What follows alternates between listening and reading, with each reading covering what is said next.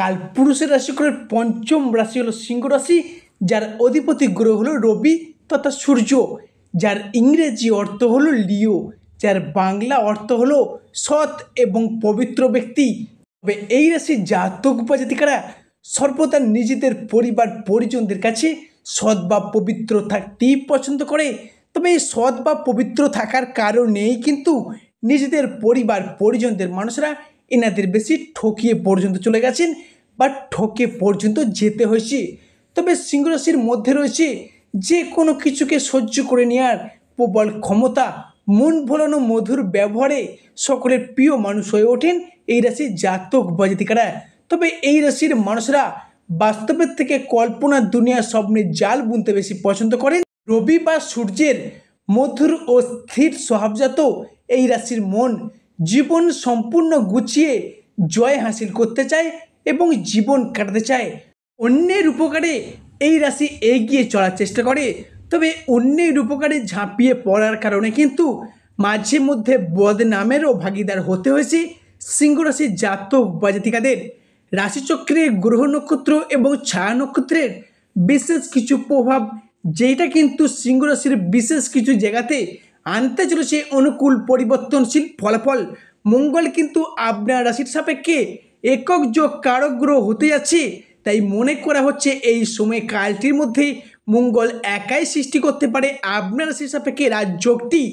শুক্র কিন্তু এই মুহূর্তে নিস্তস্তভাবে থাকলেও আগামী 25শে আগস্ট, আগামী 26শে আগস্ট এবং আগামী 27শে আগস্ট থেকে কিন্তু আপনার রাশিতে উচ্চস্তভাবে ফিরতে চলেছে এবং সৃষ্টি করতে চলেছে সিংহ রাশির ক্ষেত্রে নবপঞ্চম মালব্য যোগ, যা কিন্তু সিংহ রাশির সাপেক্ষে ভাগ্যের বড়সড় চেঞ্জেস বা পরিবর্তনটি আনতে চলেছে। বর্তমানে সিংহ রাশির যে খুব ভালো সময়ের মধ্যে দিয়ে জীবনটা কাটছে এমনটা নয়, খুব যে খারাপ পরিস্থিতির মধ্য দিয়ে জীবনটা কাটছে এমনটাও নয়।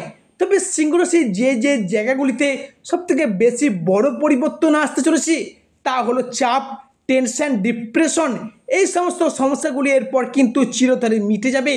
যেখানে মতের অমিল, মনের অমিল, বোঝাপড়ার অমিল, সেই জায়গার সমস্যাগুলি এবার পুনরায় সুন্দর এবং মজবুত হতে চলেছে। জয় কর্মফলদাতা গ্রহ শনি মহারাজের জয়, জয় অঞ্জলিপুত্র মহাবলী বজরংবলী হনুমানজির জয়। হরে কৃষ্ণ, রাধে রাধে। আজকে আমাদের এই বিভিটি অ্যাস্ট্রো বাংলা বাস্তু টিপস ইউটিউব চ্যানেলে আপনাদের সকলকে স্বাগত জানাই। আশা করি আপনারা সকলে ভালো আছেন এবং সুস্থ রয়েছেন। আজকে আমাদের বাংলা রাশি ফলে আলোচনার কেন্দ্রবিন্দুতে যে রাশিটি থাকতে চলেছে সেটি হলো কালপুরুষের রাশিচক্রের পঞ্চম রাশি তথা সিংহ রাশি। প্রিয় দর্শক বন্ধুরা, আপনারা যদি সিংহ রাশির জাতক বা জাতিকা হয়ে থাকেন, আজকের এই ভিডিওটি সম্পূর্ণরূপে থাকতে চলেছে আপনাদের জন্য এবং এরই পাশাপাশি আমাদের প্রতিটি আলোচনা হবে প্রতিটি গ্রহ, প্রতিটি নক্ষত্র এবং প্রতিটি ছায়াগ্রহগুলির অবস্থান এবং নক্ষত্রগত ট্রানজিটের উপর ভিত্তি করে। কোনো মন গড়া কথা কিন্তু আমাদের ভিডিওর মাধ্যমে প্রকাশ করা হয় না।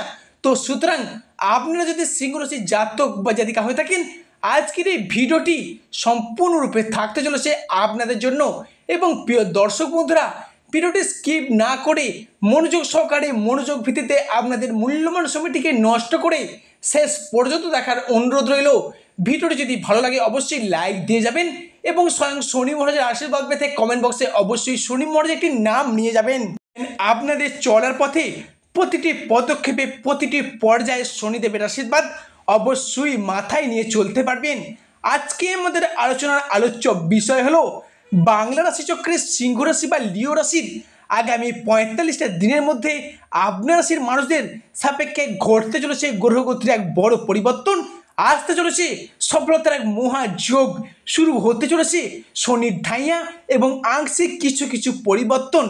এতদিন ধরে গ্রহের গোচরে ভাগ্যের পরিহাসে সিংহ রাশির জাতক বা জাতিকাদের মধ্যে ভাগ্যের ব্যর্থতাপূর্ণ কুফলগুলি শুধু পেয়ে এসেছেন। তবে এরপর আসছে পরিবর্তনের পালা। ওই সেপ্টেম্বর থেকে শুরু করে সমগ্র অক্টোবর সময়কালটির মধ্যে রাশিচক্রের গ্রহ নক্ষত্রের বিশেষ কিছু পরিবর্তন, সেটা কিন্তু আপনার রাশির সাপেক্ষে বিশেষ কিছু জায়গায় আনতে চলেছে মূল পরিবর্তনটি। তাই আজ থেকে আগামী 45টা দিনের মধ্যে সিংহ রাশির জাতক বা জাতিকাদের মধ্যে ঘটতে চলা সর্বপ্রথম পরিবর্তনটি হলো পারিপার্শ্বিক শত্রুতার চাপ বেশ কিছুটা বৃদ্ধি পেয়েছে সিংহ রাশির সাপেক্ষে। দীর্ঘদিন ধরে বা দীর্ঘ কয়েক মাস যাবৎ পড়তে হয়েছে সমাজে, পরিবারে, অফিসে, কর্মের জায়গায় বিভিন্ন দিক থেকে নানা শত্রুতার প্রচুর চাপ, প্রচুর বাধা পেয়ে আসছেন। আপনার চারপাশে এমনও কিছু মানুষ আছে যারা কিন্তু আপনার আয় বা উন্নতি থেকে হিংসা করে, বাধা দেওয়ার চেষ্টা করে। এবার কিন্তু সেই সমস্ত মানুষজনদের ক্ষেত্রে আপনি একাই এগিয়ে আসতে পারবেন, কারণ গত 10ই ফেব্রুয়ারি কিন্তু আপনার রাশির সাপেক্ষে বেশ কিছুটা সতর্কতা অবলম্বন করা শুরু হয়েছিল। সেই সময় থেকে বিভিন্ন দিক থেকে নানা চাপের মুখে পড়েছিলেন। তবে আগামী 7ই সেপ্টেম্বর থেকে সেই সমস্ত সমস্যাগুলি চিরতরে মিটে যাবে এবং সেই সমস্ত শত্রুদের পরাজিত করে আপনি একাই এগিয়ে আসতে পারবেন সফলতার প্রথম ধাপে। দীর্ঘদিন ধরে বাড়িতে, পরিবেশে, অফিসে বস বা ঊর্ধ্বতন কর্মকর্তা বা পাড়া প্রতিবেশীর এমন কিছু মানুষ আছে যাদের দিক থেকে বিভিন্ন চাপ বা শত্রুতা পেয়ে যাচ্ছিলেন। এবার কিন্তু সেই সমস্ত মানুষদের পরাজিত করে সিংহ রাশির মানুষরা আবার এগিয়ে আসবে সফলতার প্রথম ধাপে। পরবর্তী যে পরিবর্তনটি ঘটবে সেটা হলো সিংহ রাশির সম্পর্কের জায়গা বা রিলেশনশিপের জায়গায়, যে কোনো ধরনের রিলেশনশিপ বা সম্পর্কের জায়গায় অবশেষে সিংহ রাশির জাতক বা জাতিকাদের মধ্যে সম্পর্কের জায়গাগুলিতে দীর্ঘদিন ধরে জমে থাকা দুঃখ, কষ্ট, বদনাম, ইগো, অভিমান, অবহেলা সমস্ত কিছুকে পিছিয়ে রেখে এগিয়ে আসার পথে অনেকগুলি শুভ পরিবর্তন বৃদ্ধি পেতে দেখতে পাওয়া যাচ্ছে। এমনকি সম্পর্কের ক্ষেত্রে থাকছে সুপ্রশস্ততা। সম্পর্কের ক্ষেত্রে ইগো বা অভিমানগুলিকে দূরে সরিয়ে রেখে সম্পর্কগুলিকে আবার একবার এগিয়ে আনার, সম্পর্কগুলিকে আবার একবার টিকিয়ে রাখার যে ইচ্ছা, প্রবণতা, এগুলো কিন্তু আপনাদের মধ্যে বৃদ্ধি পেতে দেখতে পাওয়া যাবে। তবে যে কোনো সিংহ রাশির প্রেমের ক্ষেত্রে হোক, দাম্পত্যের ক্ষেত্রে হোক, কিংবা যে কোনো ভালোবাসার ক্ষেত্রে, যে কোনো সম্পর্কের জায়গায় হোক না কেন, এতদিন যে ভুল বোঝাবুঝি, অশান্তি, তর্ক বিতর্ক এবং সম্পর্কগুলি সেপারেশনের দিকে এগিয়ে যাচ্ছিল, সেই জায়গায় নিজেদের ভুলগুলিকে নিজেরা বুঝতে পেরে সম্পর্কগুলিকে আবার একবার এগিয়ে আনার, সম্পর্কগুলিকে আবার একবার টিকিয়ে রাখার যে ইচ্ছা, একটা প্রবণতা, এগুলো কিন্তু আপনাদের মধ্যে বৃদ্ধি পেতে দেখতে পাওয়া যাবে। তবে সিংহ রাশির মানুষদের সাপেক্ষে আগামী সেপ্টেম্বর থেকে অক্টোবর 2025-এর মধ্যে ঘটতে চলা তৃতীয় অর্থাৎ পরবর্তী পরিবর্তনটি হলো পরিবারগত দিক থেকে। পরিবারগত দিক থেকে আপনার রাশির চতুর্থ ঘর থেকে গৃহস্থ বাড়ির পরিবেশ, সামাজিক মান সম্মান, এগুলো কিন্তু বিচার করা হয়ে থাকে।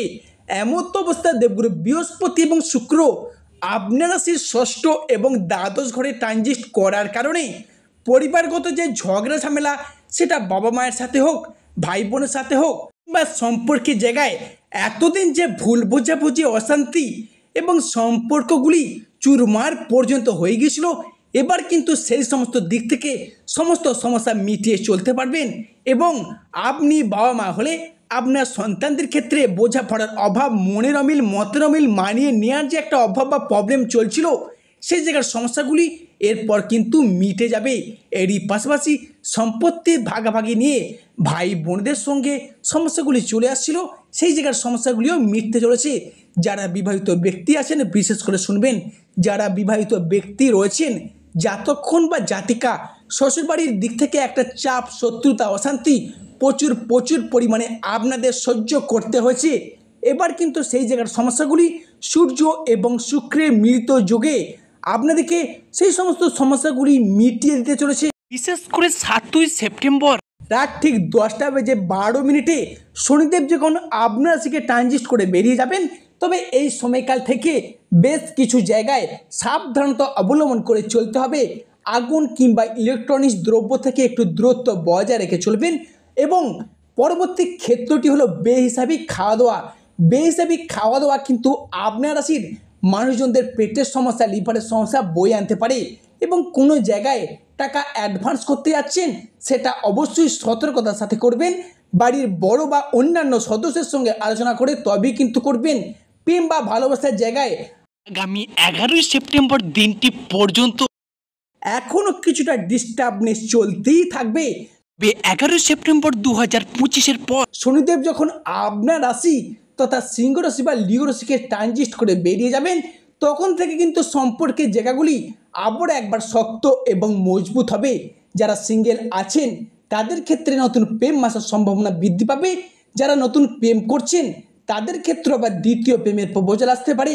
এই জায়গায় কিন্তু মঙ্গল একটা অনুকূল পরিবেশ দিতে চলেছে আপনাদেরকে, এবং অন্য কোনো মানুষের দ্বারা ভালোবাসা প্রাপ্ত হওয়ার জন্য বেশ কিছুটা শুভ সময়, শুভ সুযোগ এনে দেবে আপনার রাশির মানুষদের জন্য। পরবর্তী যে পরিবর্তনটি আসছে সেটা হলো কর্মের জায়গায়।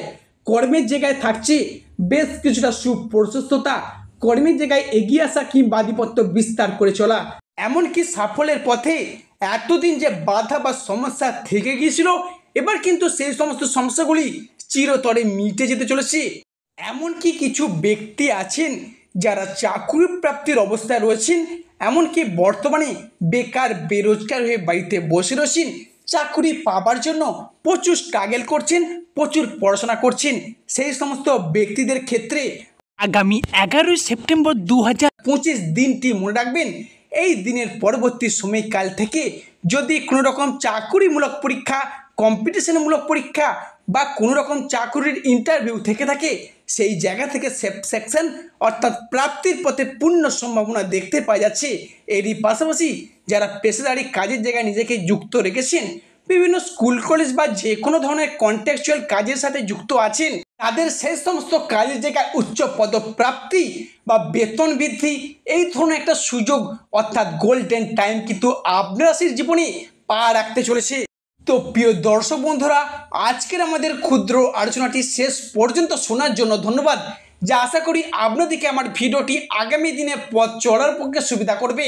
সর্বশেষে শনি মহারাজের আশীর্বাদ পেতে কমেন্ট বক্সে অবশ্যই শনি মহারাজের একটি নাম নিয়ে যাবেন।